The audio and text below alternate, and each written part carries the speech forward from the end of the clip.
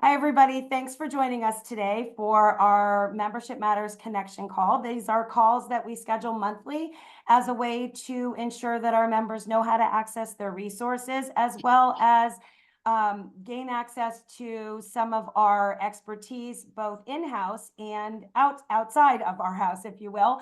My name is Janet Thompson. I'm a membership liaison for PAMED, and I am excited to share not only some of the offerings that PAMED has to give you, but we have our legislative team here with us today, as well as ProAssurance, which is a PAMED partner. We are planning on sharing lots of great things. Next slide, Avery. Also with me today is Avery Crott. For time purposes and knowing that we had so many speakers, Avery's not going to speak today. Avery also is a membership liaison. Her and I will be the individuals that you reach out to when you have a member question, if you're looking for a resource or if you're looking for some help. So today, how do you find your member resources? Do you know how PAMED's legislative priorities or do you know PAMED's legislative priorities and how to take action on those? And do you have questions about medical liability and risk management? We're going to talk through this in a different order, but very quickly, we wanted to give you a whole picture of what the Pennsylvania Medical Society is. Not all of our members are aware of the amount of different avenues, venues, resources that we do offer. And so we like to include this slide because many times a physician or an administrative staff member will join because of a resource and they don't realize all of the other things that we have to offer. So in our member engagement, we have our foundation, which is our philanthropic arm. We have our county medical societies, which you join along with joining PAMED. We have our teams, which is our association management department that manages outside organizations. We have our PAC, which is our Political Action Committee, which you'll hear a little bit about in a few minutes. And we have our partners, which are also here today. From physician leadership, we have, and we use a lot of acronyms like all of healthcare does. We have our board of trustees. We have our House of Delegates. We have committees. We have task forces, and we have special sections. We want to, and we always use this in our follow-up, we will highlight some of our special sections because those are components of the organization that you can join depending on who you are. So we've got medical staff section, resident and fellow section, international medical graduate section, women's physician section, and a newly formed independent physician practice caucus, which will soon be a section. So those are different avenues and ways to network and increase some of your knowledge and your ability to make change in medicine. Finally, we have our organizational components. So we have our healthcare operations team, which helps with all practice management. We have our CME and education. We have our communications team, which is where you get all of your emails and communications from PAMED, and our advocacy team, who is with us as well. Next slide, Avery.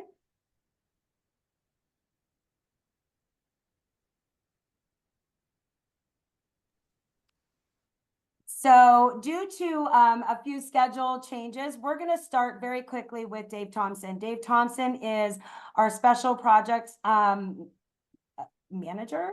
Dave's title just recently changed. Dave has been with the organization for well over 30 years. He is very versed in the legislative advocacy department. And so I'm sorry that I'm stumbling on his title, but Dave is going to share a little bit about PAMPAC, our Political Action Committee, before he has to hop off and we move on to our partners. Dave? Great, thank you, Janet. Yes, and as Janet said, I'm Dave Thompson. I'm a former lobbyist for the Medical Society. After 37 years, I've kind of stepped back, and I'm focusing largely on our Political Action Committee, PAMPAC. Let me just share with the physicians who are watching this that we have a very robust advocacy program at PAMED that involves certainly legislative advocacy. Our lobbying staff is at the Capitol very frequently when they're in session, and you'll hear a lot more about our advocacy efforts from Wayne Crawford just a little bit later. We have another arm, and that is PAMPAC. It is a political action committee. It is funded through donations, contributions by physician, members of the Medical Society, and other physicians. And PAMPAC, I think, is it's important to note really right at the beginning that PAMPAC is nonpartisan. We don't care whether you're Republican, Democrat, conservative, or liberal. Really, what we focus on is the electability of candidates running for the legislature.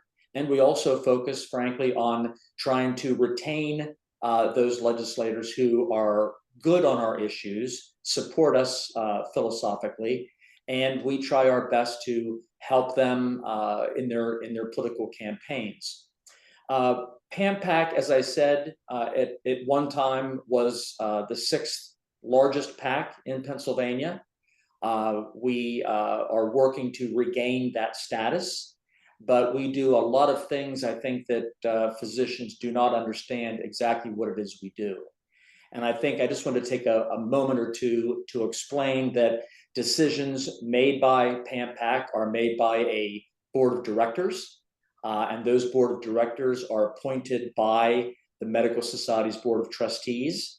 And that group of individuals gets together at least once or twice a year in person, and then other times as needed to make decisions as to which candidates we are going to support and which we are not going to support.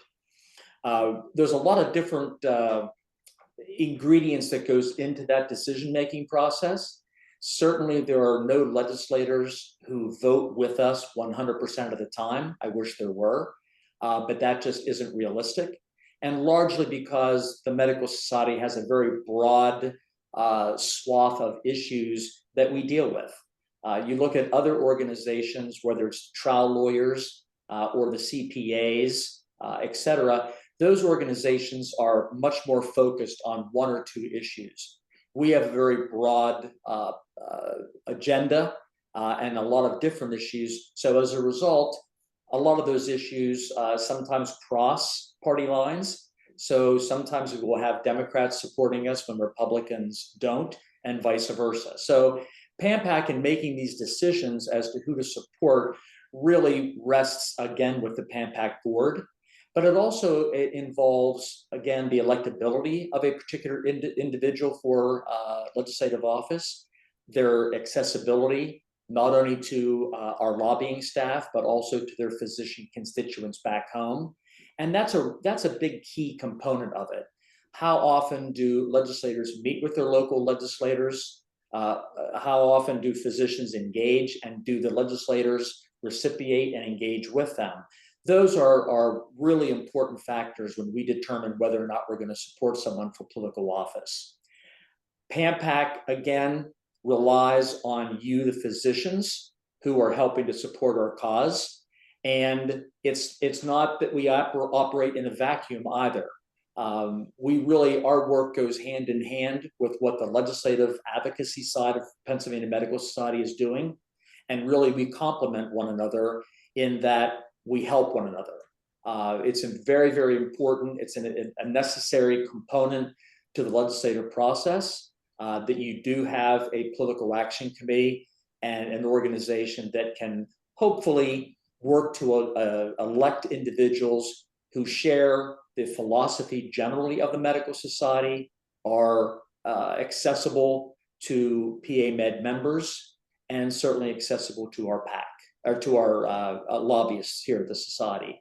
So that's just in a nutshell what PAMPAC does. Again, we encourage all physicians to join PAMPAC. I would encourage all of you, if you don't know all the facets of what we do, go to pampac.org and you can learn a little bit about what we do. And certainly feel free to reach out to any of the lobbyists or myself at the Medical Society if you want more information about PAMPAC.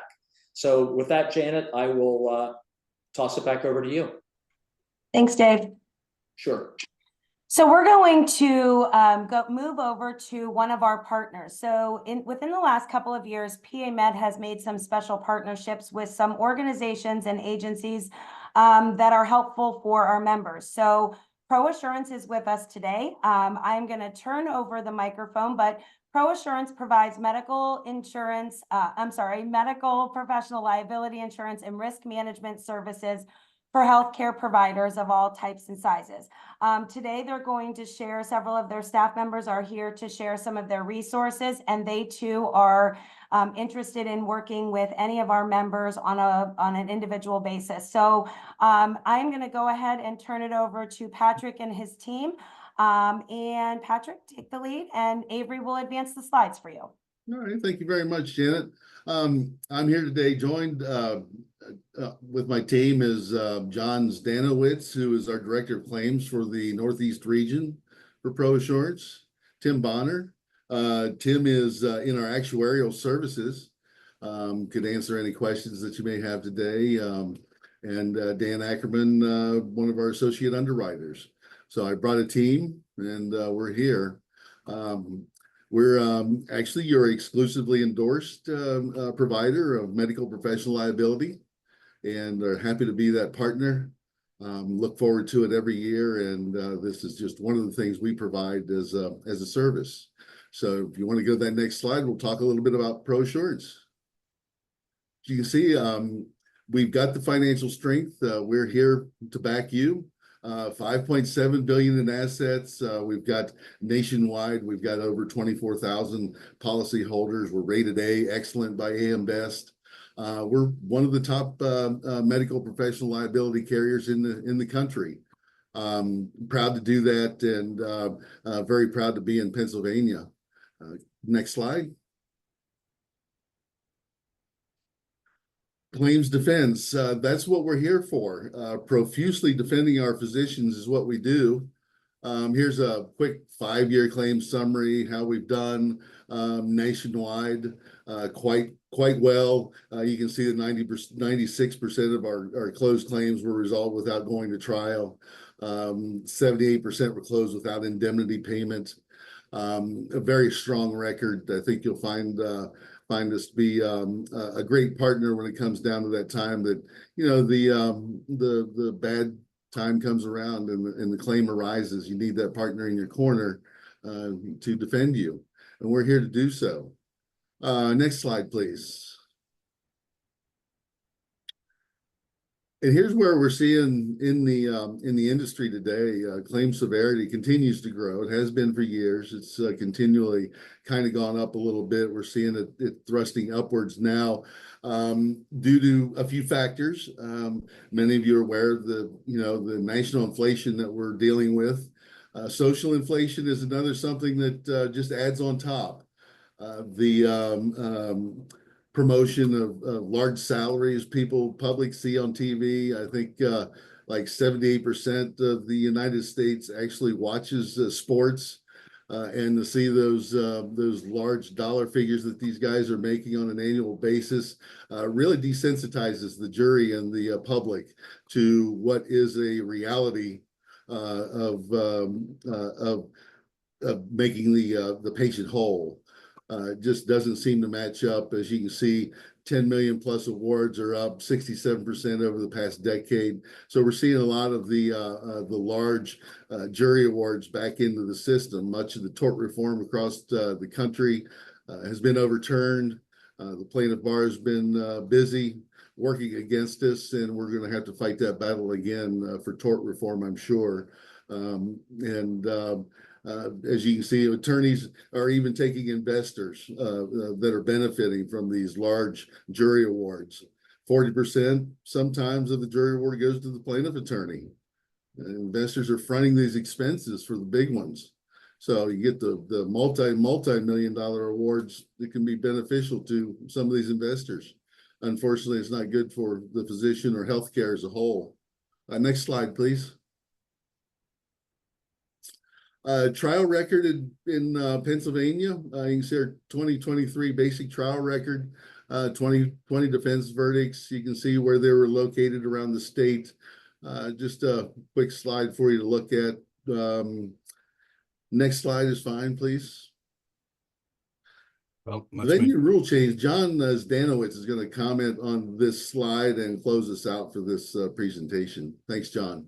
Yeah, Patrick, you commented on a lot of the tort reforms going by the wayside, and this is a good example. We had for the last 21 years, we had a positive reform on the books, and then the courts decided that, it wasn't needed anymore. So they basically wiped that out. And now the rule is what it was prior to 2002 when MCARE Act came out, where basically venue is proper in any venue, any county venue where the defendant does business. I was trying to think of a good example, and the pen system comes to mind. You got Lancaster General in Lancaster, part of the pen system, and maybe a patient, had all care rendered in Lancaster County, injury in Lancaster County, treatment in Lancaster County, but because they are affiliated with Penn,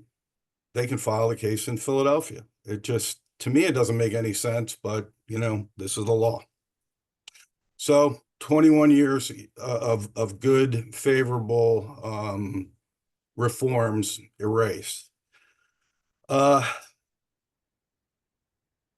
It's not new.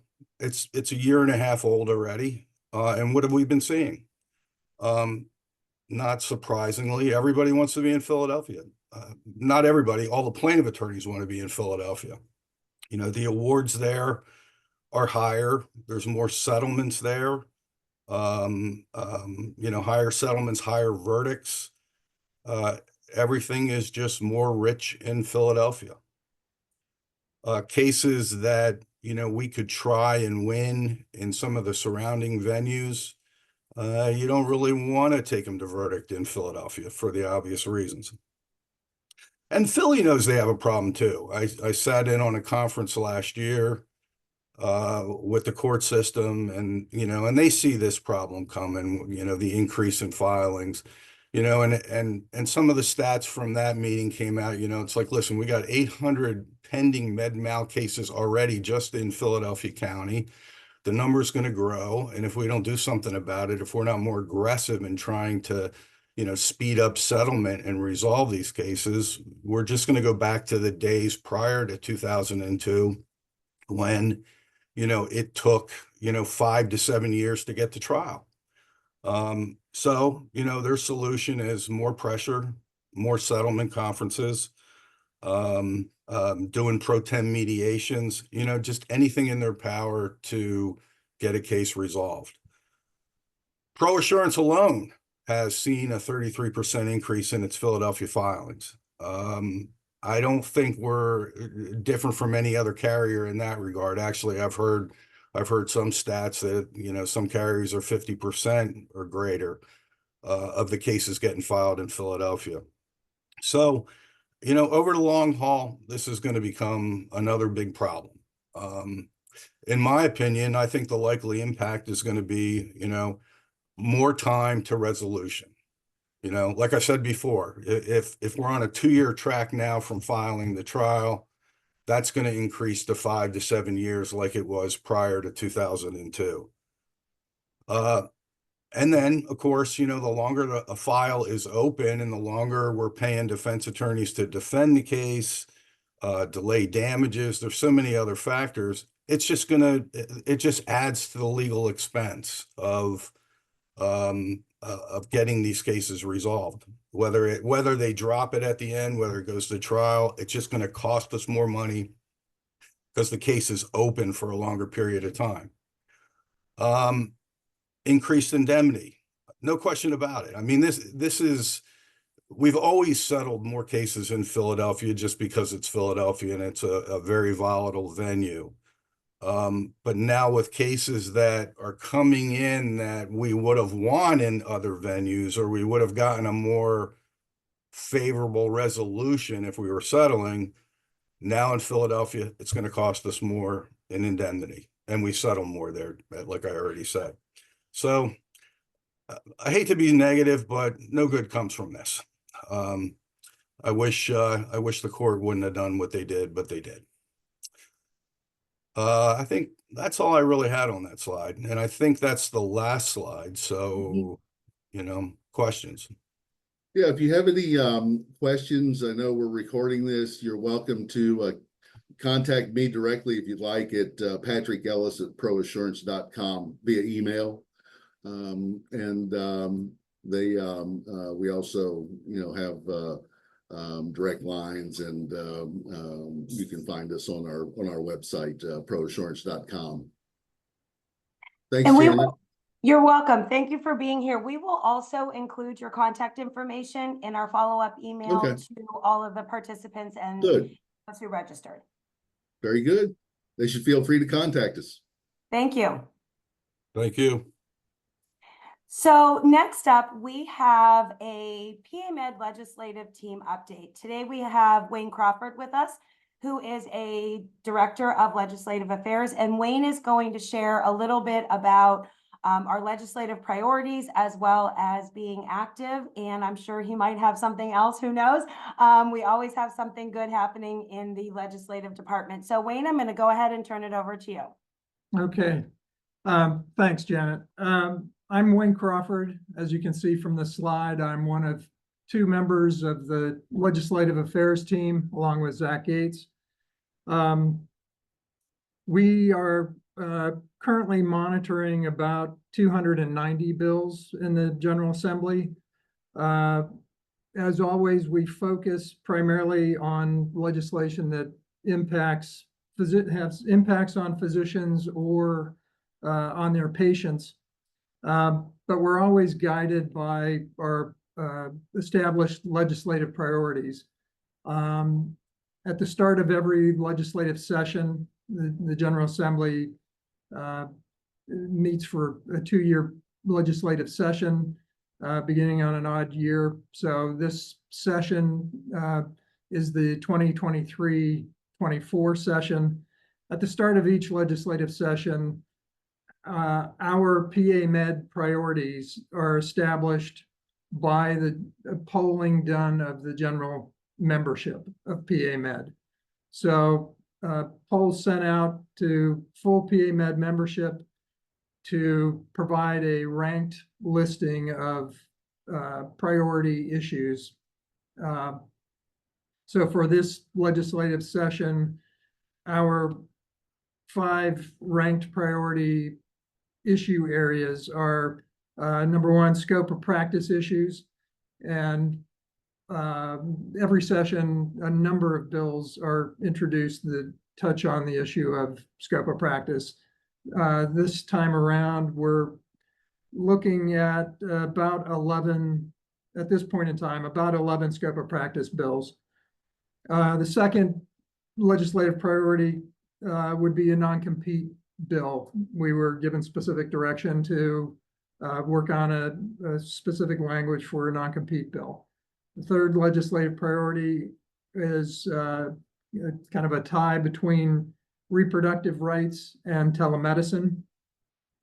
The fourth is mental health services and access, and the fifth is pharmacy benefits manager reform. That's what guides us and helps us prioritize what's most important. As I say, given that we are tracking at this point in time around 290 bills. So with that, I'll just jump into the actual update itself. So on July 11th, the summer recess officially started with the completion of the Pennsylvania state budget for fiscal year 24-25. For those who don't know, Pennsylvania's fiscal year runs from the end of June. June 30, we're required to have a budget done, and it's done on an annual basis. So this year's budget was enacted as a $47.6 billion budget.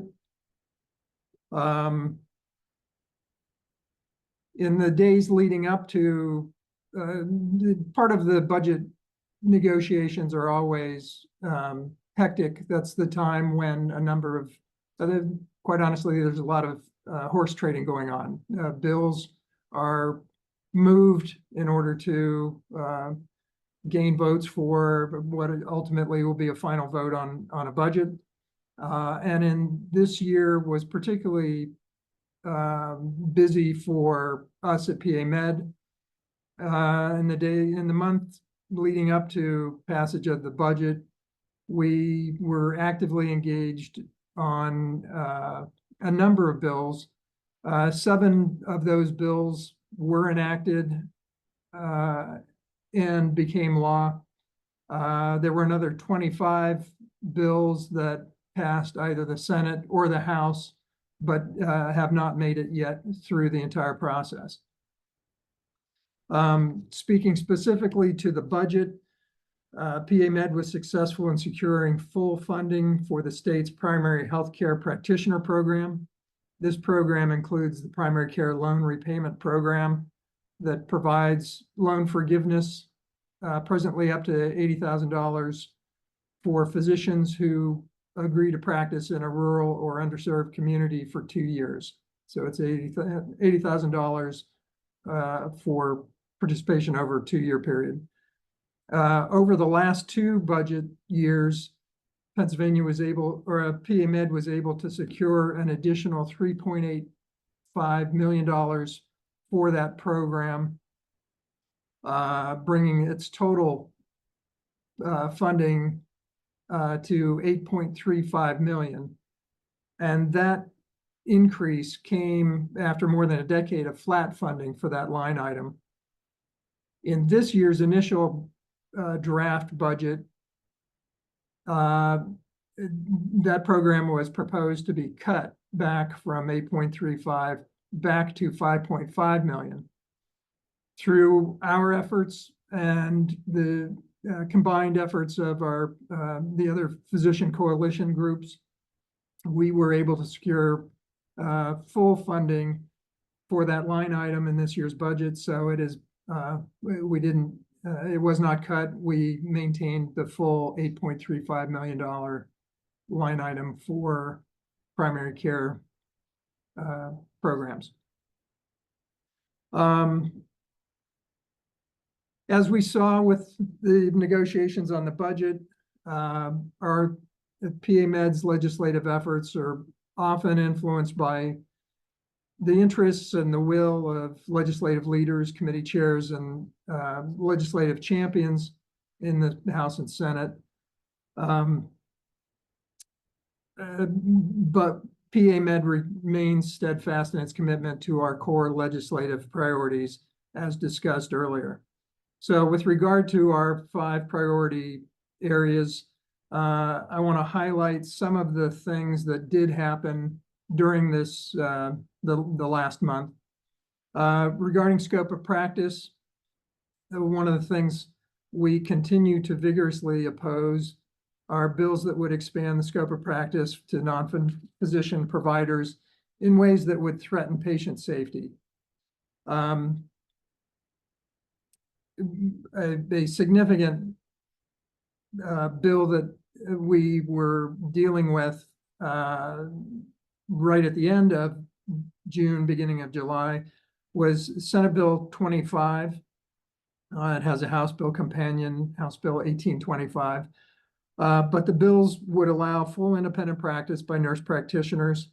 We obviously, PAMED strongly opposes these bills. The bills were both introduced early in the session, and the issue remained dormant really until the very last week of June. And then suddenly on July 1st, an amended version of Senate Bill 25 passed out of the Senate Consumer Affairs and Professional Licensure Committee, and it was immediately put into position for final consideration in the Senate. PAMED quickly responded by issuing a call to action, and it was very successful. Nearly 2,000 PAMED members contacted their state senators to oppose Senate Bill 25. The calls and emails were successful in delaying any consideration of the legislation. They realized they did not have sufficient votes to pass it right away. And it's been delayed until after the summer when the General Assembly returns in September. So PAMED will continue working over the next several months with the other physician coalition members to reinforce our grassroots efforts and continue to educate state senators and representatives on the negative elements and ramifications of Senate Bill 25 and House Bill 1825. This is one of the things we urge all of our members to remain engaged on and make every effort to personally visit their state senators and representatives over the summer recess. Another bill that PAMED strongly opposes is House Bill 1000. House Bill 1000 would allow psychologists with a master's degree in clinical psychopharmacology to prescribe medications in the treatment of mental and emotional health. The House Professional Licensure Committee held a public hearing on the bill a year ago in August. And the bill had been the subject of several meetings between staff and stakeholders over the past year to discuss language, discuss potential compromises. PAMED and all of our physician specialty partners strongly opposes the legislation, and we've been closely engaged on the issue from the start. We have been successful to this point in having the bill not scheduled for consideration. It remains in the House committee at this time. We continue to engage and advocate against this legislation, and we feel we're in a pretty good place at this point in time. It's not, we don't expect to see movement on that bill.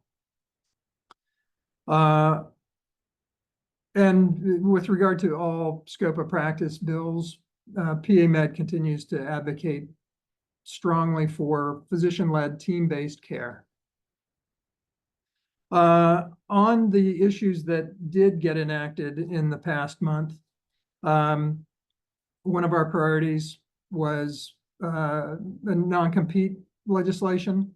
House Bill 1633 was legislation that would restrict the use of non-compete provisions in physician employment contracts. That did pass the House and Senate.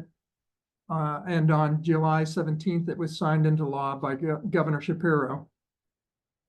PAMED was in the forefront of working on restricted covenant legislation, and we supported movement on 1633. We strongly supported House Bill 1633 advancing out of the House and then in the Senate. However, all along the way, we strongly expressed our concerns that the bill did not go far enough. When the bill came out of the Senate Health and Human Services Committee, it was amended in committee to pare back the elements that the bill covered. It would, as it came out of committee, it would make all new non-compete clauses for healthcare practitioners unenforceable. That was the general rule, but it provided an exception that would allow enforcement of any non-compete clause, provided it was 1 year or less in time, and that the practitioner left the employment voluntarily. In other words, if the employer fired or for whatever reason dismissed, closed a department, and the healthcare practitioner was no longer employed, the employer could not enforce a non-compete clause. But if the employee leaves voluntarily, the employer can enforce a non-compete that is 1 year or less in time. House Bill 1633, like I said, became law. It was signed by the governor. We know that additional work needs to be done to ensure further protection for physicians and patients with regard to non-competes. We will continue to work with the General Assembly this fall and into the new session beginning next year. Throughout the process, PAMED vigorously advocated for language that would more fully protect physicians and allow non-affiliated private practices to use non-compete agreements. Unfortunately, the legislative process does not always go our way, and we believe that, and do believe that this legislation, despite its shortcomings, was a good first step in achieving full restricted covenant reform.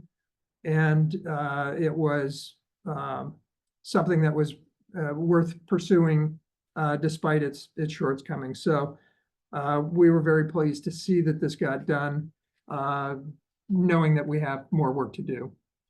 Another element, legislation that got done in the past month was on telemedicine. Over the past 4 legislative sessions, PAMED has supported and strongly advocated for legislation requiring insurers to cover and pay for healthcare services that are provided via telemedicine.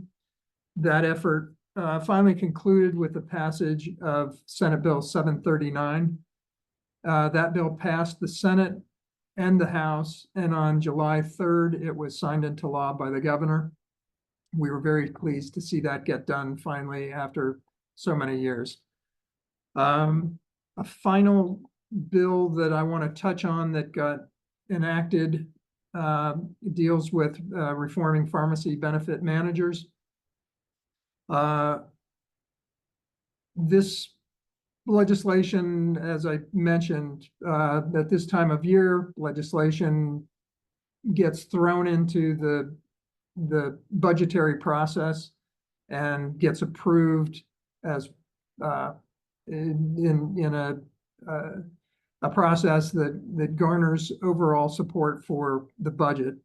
And House Bill 1993 was one of those.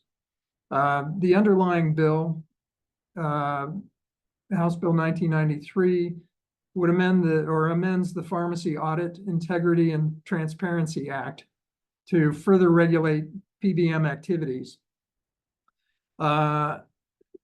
It makes several changes to the statute to specify particular PBM practices and prohibit PBMs from doing other things, and generally strengthens the Pennsylvania Department of Insurance's oversight authority over PBMs.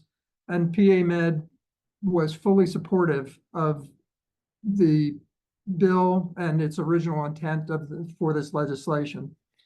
Unfortunately, the bill was amended in the Senate on July 9th, 2 days before the budget was completed and final, to also include pharmacist scope of practice changes regarding administration of injectable medications, biologicals, and immunizations. Pharmacists under existing law are restricted to administering injectables to individuals who are 18 and older, and it allows them, pharmacists, to provide flu and COVID injections to children age 5 and older. That's existing law. House Bill 1993, as it was amended, dropped that age limit for all injectable medications from 18 down to the age of 8 for all injectables, while keeping the flu and COVID age at 8 and older, or I'm sorry, at 5 and older. PAMED continues to strongly advocate that administration of childhood immunizations should occur at scheduled well child visits and we oppose allowing pharmacists to administer childhood immunizations, despite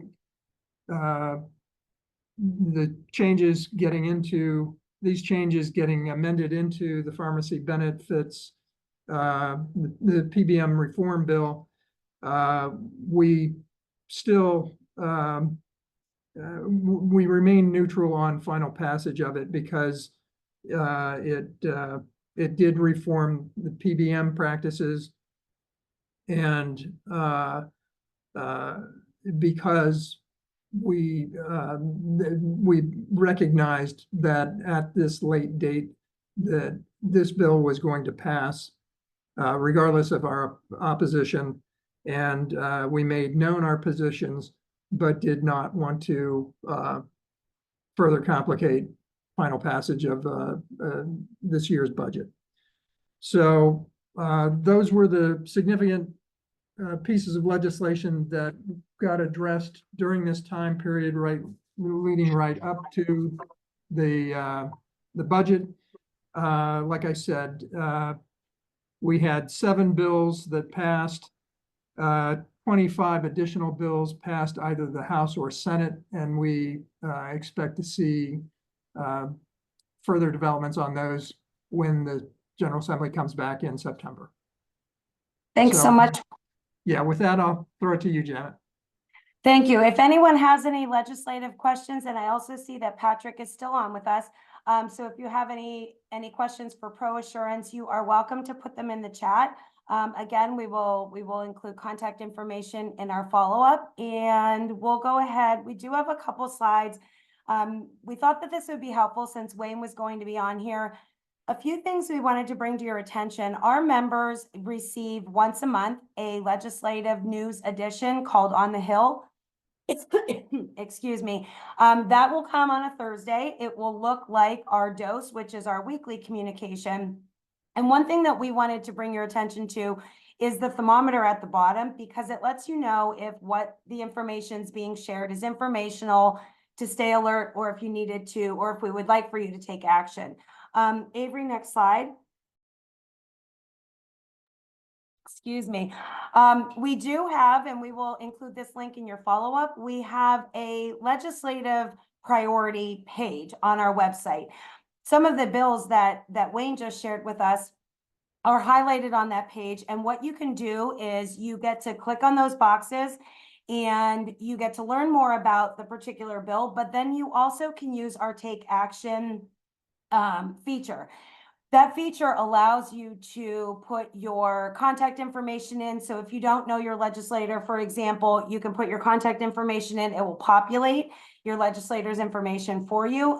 We have some sample draft messaging that if maybe you're not quite sure what you want to say to a legislator, we would give you some sample language to help you do that and to help you be successful. Obviously, like Wayne said, there's a lot of bills, there's a lot of activity all the time, and we need the support of our members, especially when there is an issue that's close to your heart or close to your practice.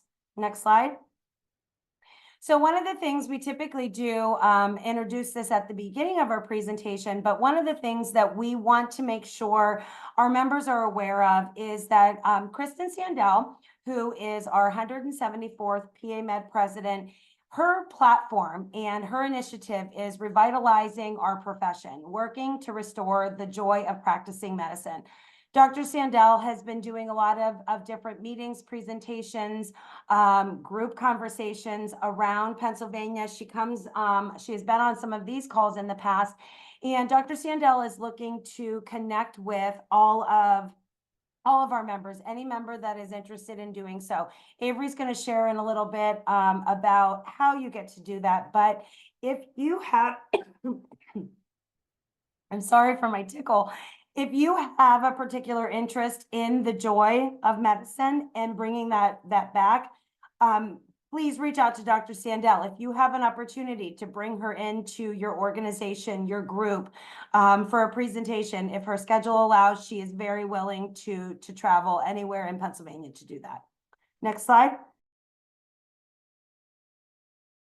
All right, so I'm going to give Janet a little break. Hopefully you all can hear me. I'm going to touch quickly upon the different routes and ways that you can connect with PAMED.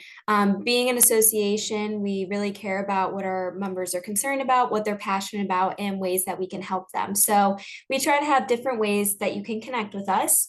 The first one, and probably most common one, is through our member website account, which basically you'll go to pamedsoc.org and it'll take you to our main page, and you'll sign in with the login, username and password that you were given once you joined, and that'll take you to our welcome portal. And our welcome portal is essentially just the homepage to our website. It outlines the different services and benefits that we offer.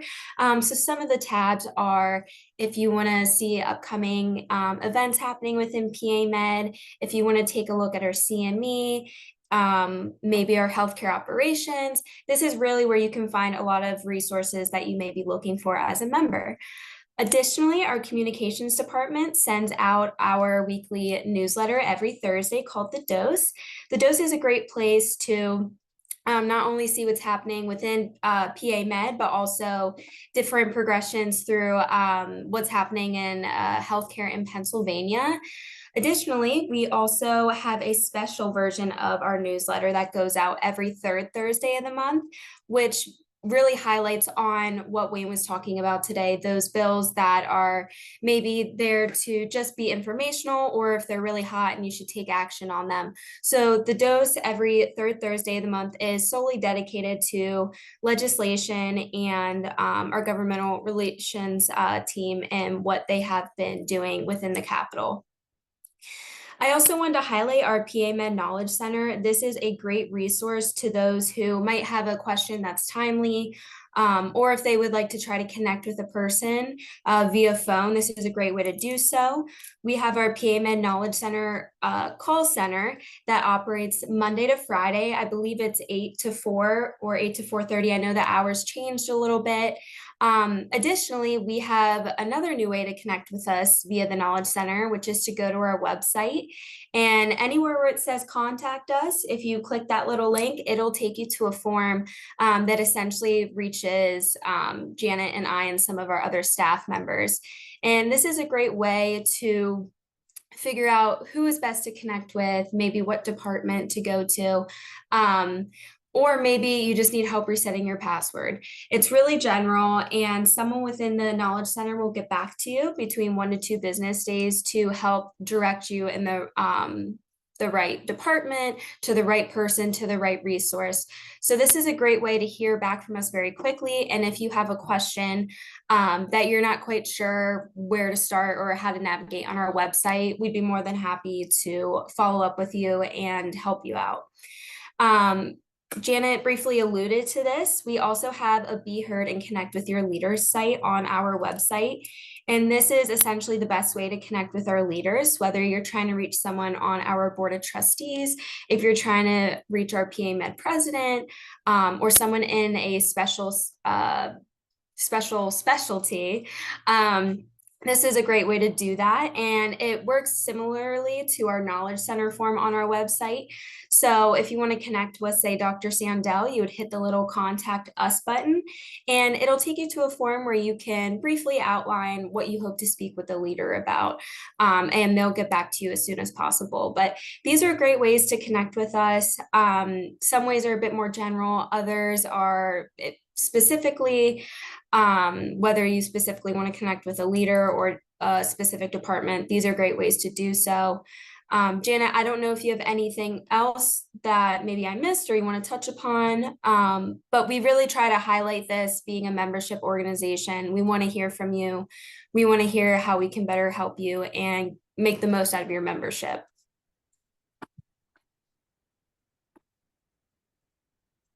Okay, and I'm going to end and bring the call to a close with something that is very important this year, with it being a licensure year.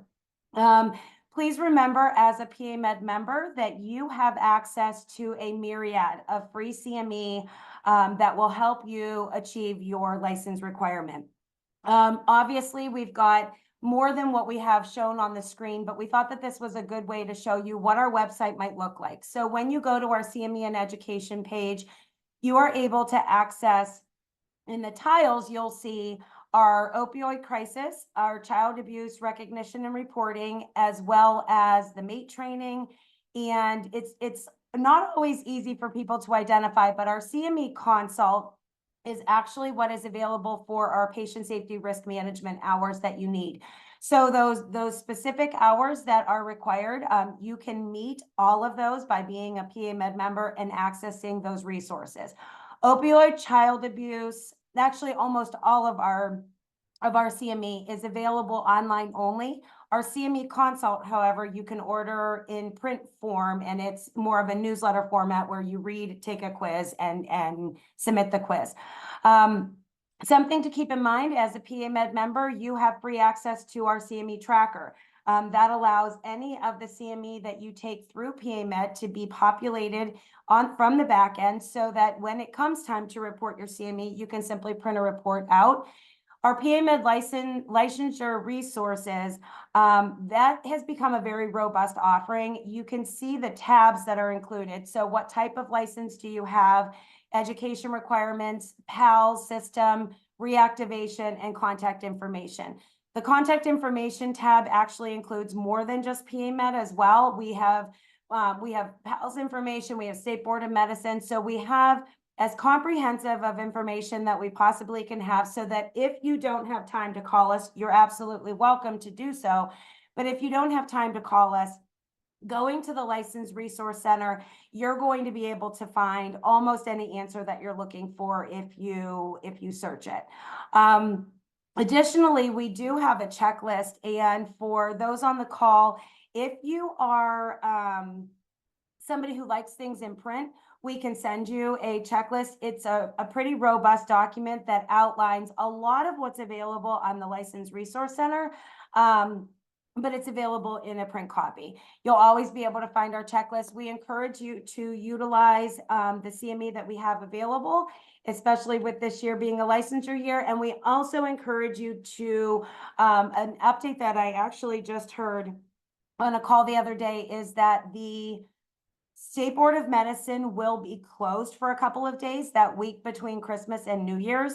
And I apologize, I know not everybody celebrates Christmas, but the week between Christmas and New Year's, there's a couple days that the State Board of Medicine will be closed. That being said, you will not be able to contact them. So if you're having issues uploading into the PALS system, or if you have questions that you can't find the answer to, and you need to talk to someone on the phone, it might be rather difficult to do that. So we're trying to encourage all of our MDs, specifically since their deadline is December 30th.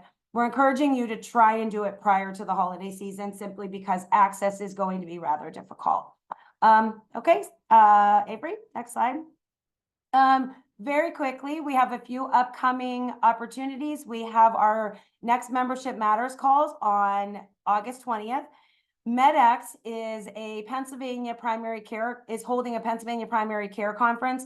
This is not a PAMED specific event. However, PAMED is sponsoring the event. It is a free CME opportunity for primary care providers. It's being held in Harrisburg. When we send the follow-up, we will include the information on how you would register for that.